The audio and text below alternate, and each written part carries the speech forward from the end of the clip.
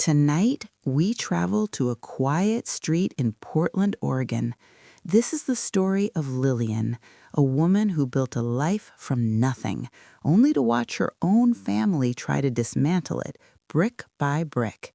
It's a tale of quiet humiliation, a mother's breaking point, and the extraordinary revenge born not from malice, but from the desperate need to survive. If you're listening all the way through, let me know with a 1 in the comments. Tell me what city you're in. Now let the sounds of the neighborhood fade, and let's begin. To understand Lillian Voss, you have to understand the foundation. At 16, pregnant and alone in a small Portland apartment, she faced a world that had already written her off. Her son's father was a ghost, her family distant. But she had her grandmother's rolling pin and a recipe for blackberry pie that tasted like hope. She started on a card table at the end of her street. 1 pie, then 2. Her hands grew rough with flour and determination. Every dollar was a brick, and she was building a fortress for her son, Michael. While other teens worried about prom, Lillian calculated the cost of flour versus fruit, learned to spot a good deal on butter. She worked nights as a cleaner, her son sleeping in a carrier beside her as she emptied office trash bins. By the time Michael was 10, the card table had become a small bakery counter at a local farmer's market. By the time he graduated high school, she'd bought her first rental property, a modest duplex whose repairs she learned to do herself from library books. The second property followed, then the third. Each one was a promise. You will never be as vulnerable as I was. She became known in her neighborhood not for her story, but for her reliability. The woman who fixed things, the landlord who showed up with soup if you were sick. Her entire identity was forged in this fire of solitary effort. She was Michael's mother. She was the owner of these 4 walls that kept the world's chill at bay. She was proud, she was tired, and her love was as tangible and sturdy as the oak dining table she'd saved 2 years to buy.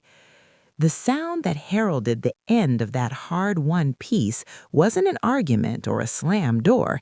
It was the sharp, precise, and utterly foreign clack, clack, clack of designer stiletto heels on her polished oak floors. It was a Sunday in March, the light soft through her kitchen window. The house was rich with the scent of her beef stew, a recipe that spoke of decades of Sundays, of comfort, of home.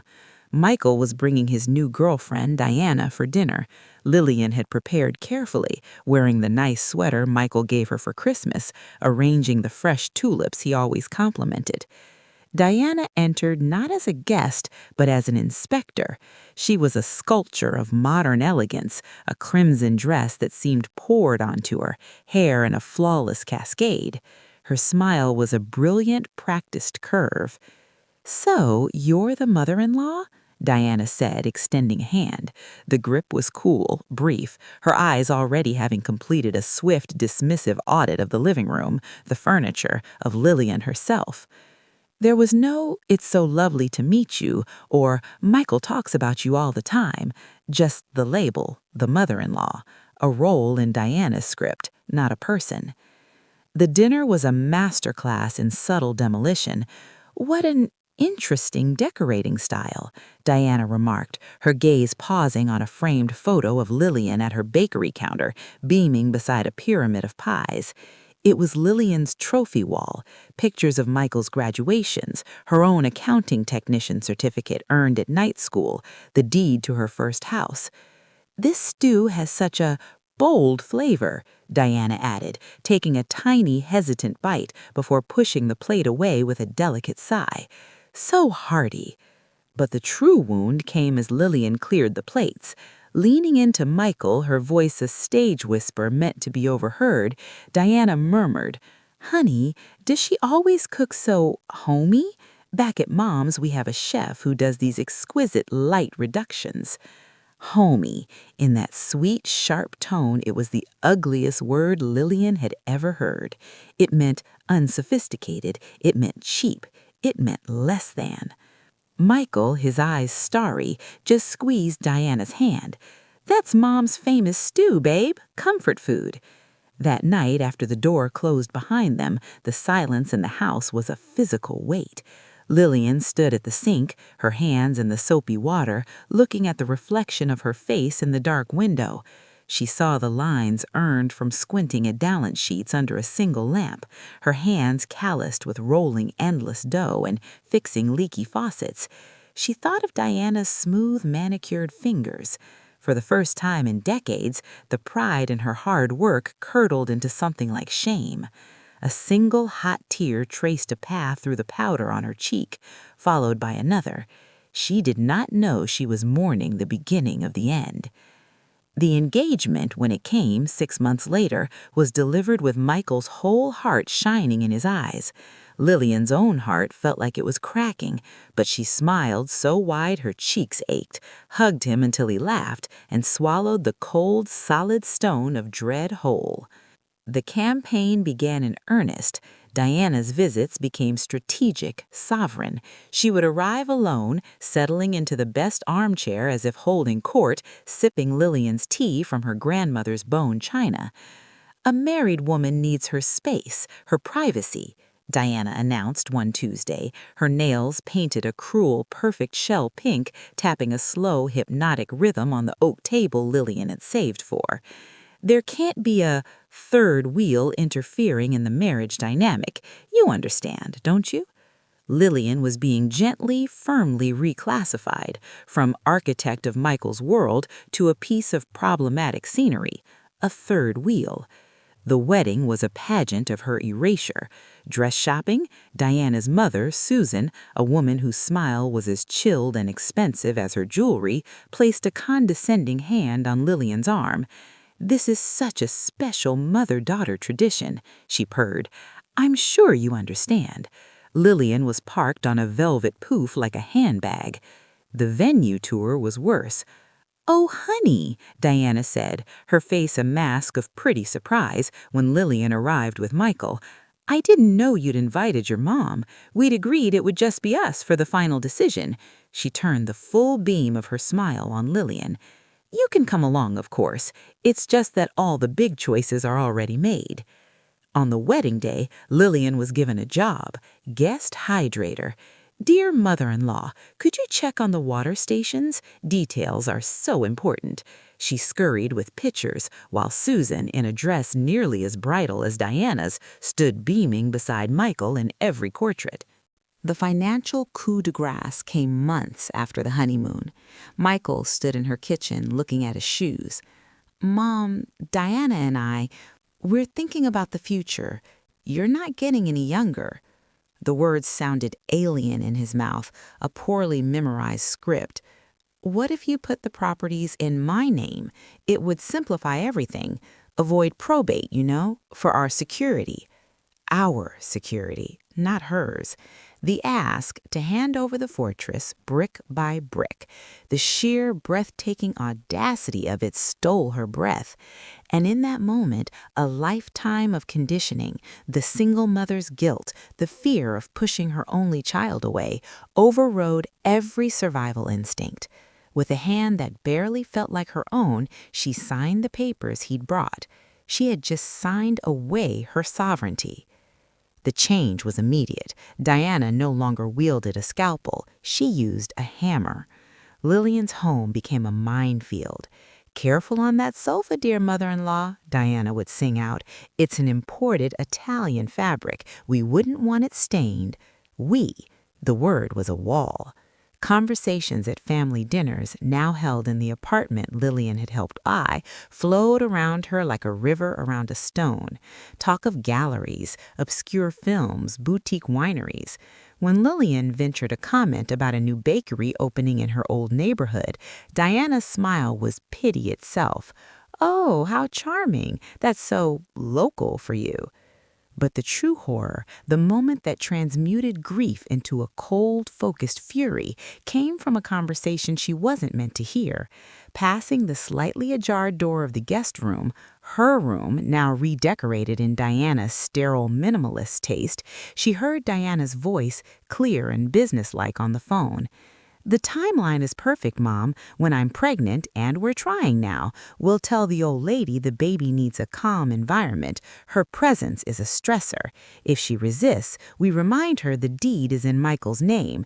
We can even have our lawyer draft something about an emotionally unstable relative. A restraining order isn't out of the question. Susan's reply, tinny through the speakerphone, was even colder. The architect's plans are ready. Knocking down that wall for your closet will make the master suite spectacular, and her bathroom has perfect light for Michael's home office. Lillian stood frozen in the hallway, the patterned runner beneath her feet seeming to tilt. This wasn't casual cruelty. This was a corporate takeover, a hostile acquisition of a life. Her bedroom, where she'd rocked Michael to sleep, where she'd stared at the ceiling planning her next business move, was already a walk-in closet in their minds.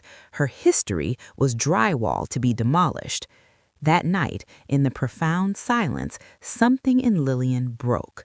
But not into pieces. It broke open like a seed casing, releasing something hard and sharp that had been growing in the dark. A mother's love could be infinite, but her tolerance for annihilation was zero. She became someone else. She became an archivist of her own destruction.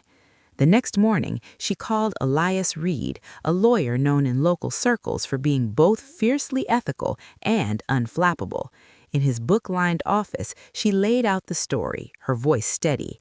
Elias listened, his expression growing graver. He obtained the transfer documents. "Lillian," he said, peering over his glasses, "this is a predatory transfer. No independent legal advice for you, no cooling-off period noted, the future care clauses are vague to the point of being unenforceable. You signed under clear emotional duress. This is contestable." It was the first thread of hope, thin but strong.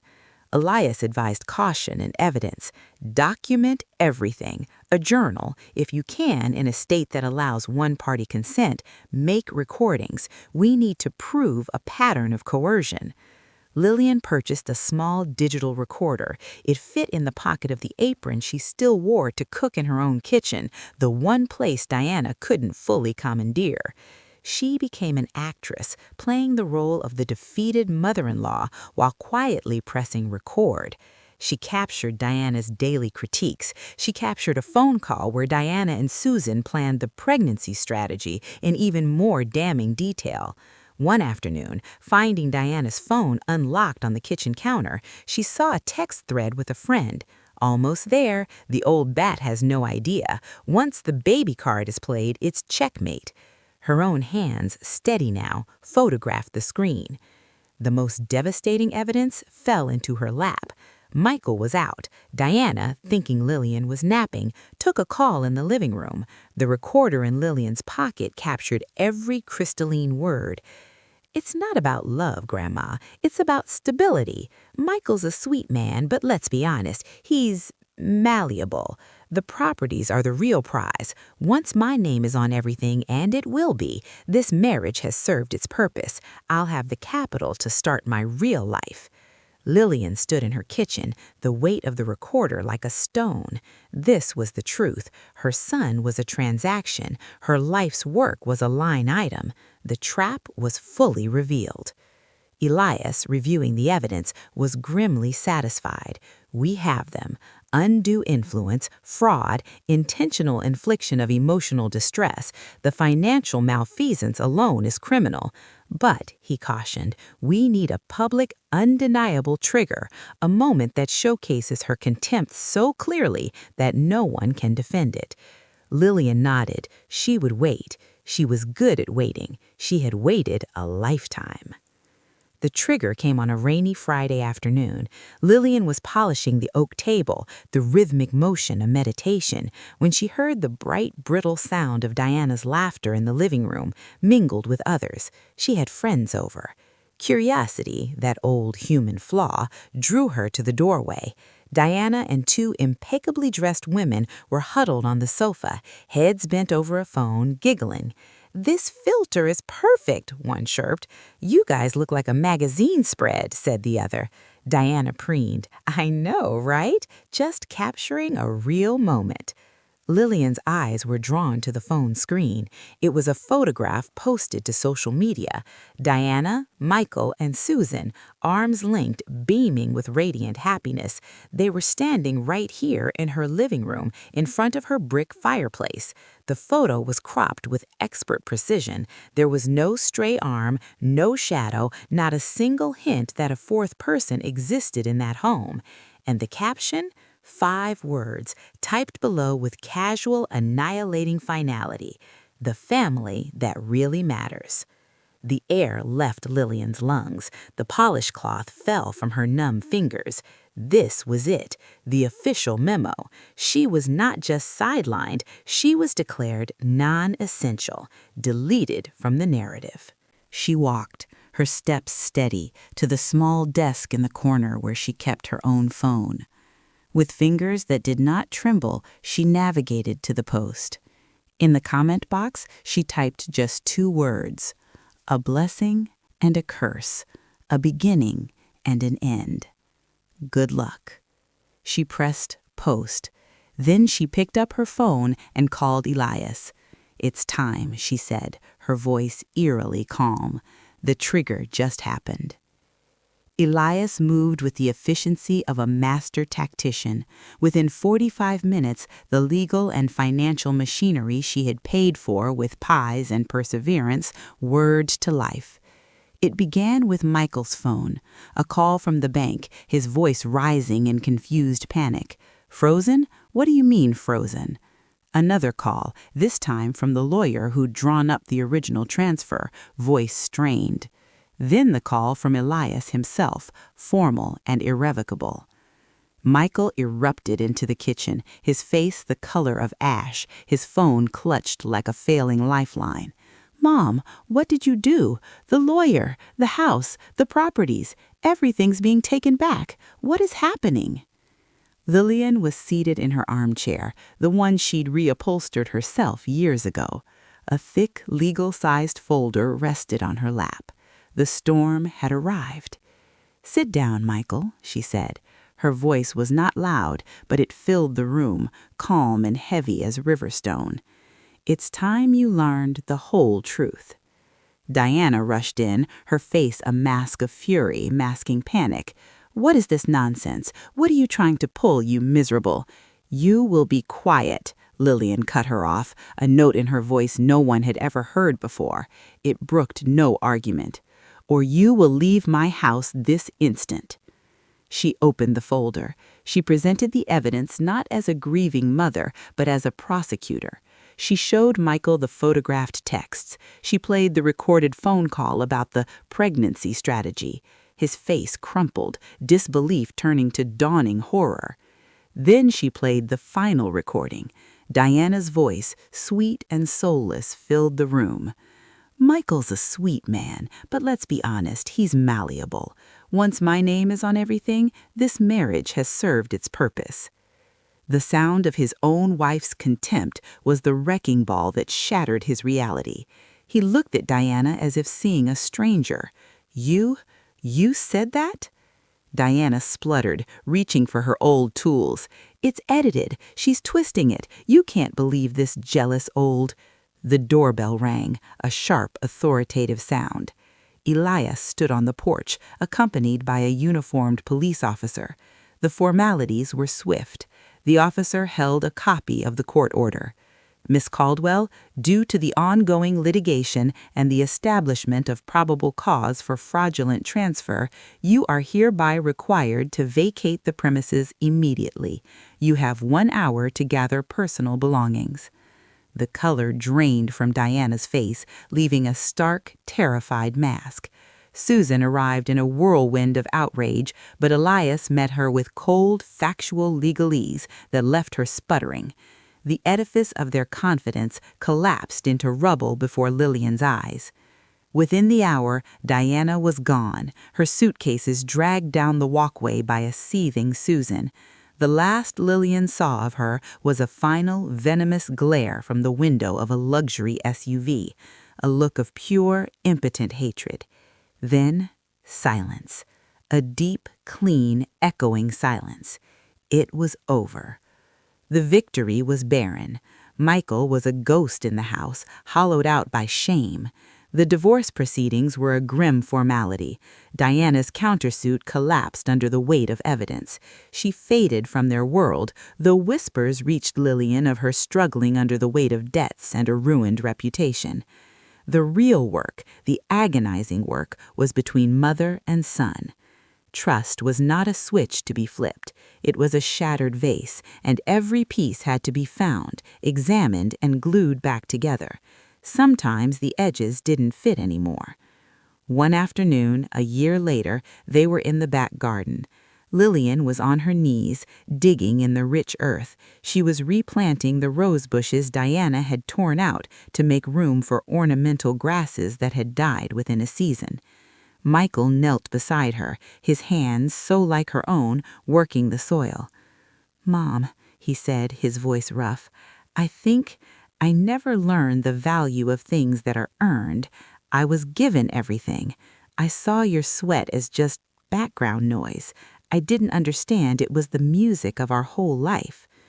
Tears welled in Lillian's eyes, but they were different tears.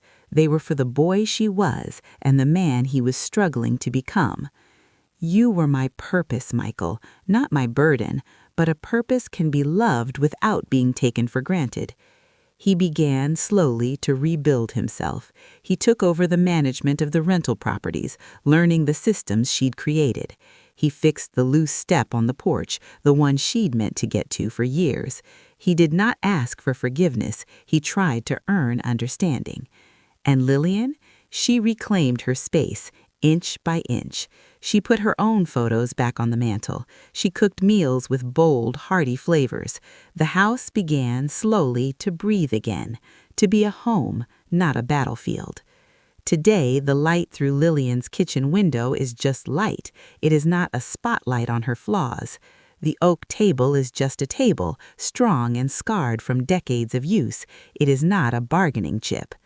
Michael is seeing someone. Her name is Fiona. She's a school teacher with kind eyes and hands that are not afraid of dough. Lillian questions Lillian and actually listens to the answers. Last Sunday, she said, "Lillian, would you teach me that stew? Michael says it's the taste of his childhood." The request was a gift. Lillian's legacy is no longer just properties on paper. It is the hard-won peace in this quiet house. It is the knowledge that the fortress she built not only withstood the siege, but emerged stronger, its foundations tested and true. She had loved her son enough to let him go, and then, against all odds, had fought to love him enough to let him find his way back. The woman who tried to erase her is gone. The son she almost lost is returning, different, wiser. And Lillian Voss, the girl who started with a single pie, sits in her armchair as evening falls, listening to the comfortable silence of a life that is, finally and unquestionably, her own. Lillian's story reminds us that the deepest strength is often forged in the fires of quiet endurance, that setting a boundary is not an act of war, but an act of self-preservation, and that sometimes the most powerful revenge is not revenge at all, but simply living well. If this story of quiet resilience held you tonight, leave a 1 below. Your likes help these stories find others who need to hear them. For more journeys into the heart of family and fortitude, you'll find 2 more tales on your screen. Subscribe for your nightly passage to peace. Thank you for listening. Wherever you are, may your home be your sanctuary and your peace hard won. Good night.